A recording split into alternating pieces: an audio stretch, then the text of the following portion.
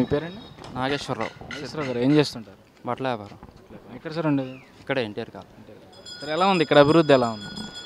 ఇక్కడ అభివృద్ధి అంటే మామూలుగా పార్టీ తరఫున లేకపోతే మున్సిపాలిటీయా? మున్సిపాలిటీ తరఫున అభివృద్ధి మున్సిపాలిటీ తరఫున అయితే కనుక ఎలవర్తి గారు వచ్చిన కాడి నుంచి బాగుందండి, బాగా చేశారు.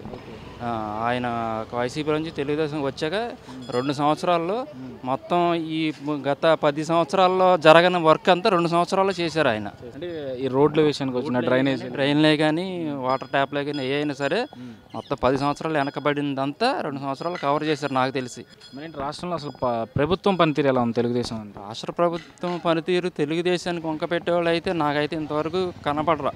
మరి ఈసారి మీ నియోజకవర్గంలో ఎలా ఉండబోతుంది? అటు వైసీపీ నుంచేమో సీనియర్ నాయకులు ఉన్నారు, ఇటు కొత్త కుర్రాడు వచ్చాడు పార్టీలోకి, ఐ మీన్ ఇక్కడ పోటీకి కొత్త కుర్రాడు రావడం ఎలా ఉండబోతుంది అంటారు? ఇక్కడ అవినాష్ గారు ఎలా ఉన్నా, నాని గారు ఎలా ఉన్నా, నాకు తెలిసి చంద్రబాబు నాయుడు గారు ఆధ్వర్యంలో ఎలాంటి చేయని వాళ్ళు కూడా చేపించే సత్తా ఆయన దగ్గర ఉంది.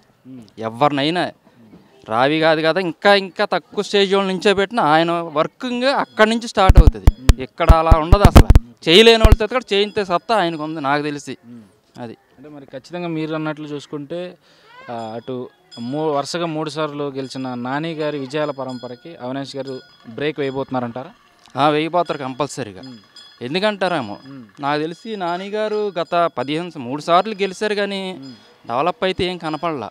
గెలిచారు కాదంట్లా, మరి డెవలప్ అయితే ఏం లేదు. ఈసారి అవినాష్ గారు కంపల్సరీ గెలుస్తారని అనుకుంటున్నాను నేను. సార్ నమస్తే అండి, మీ పేరండి? రంగారావు.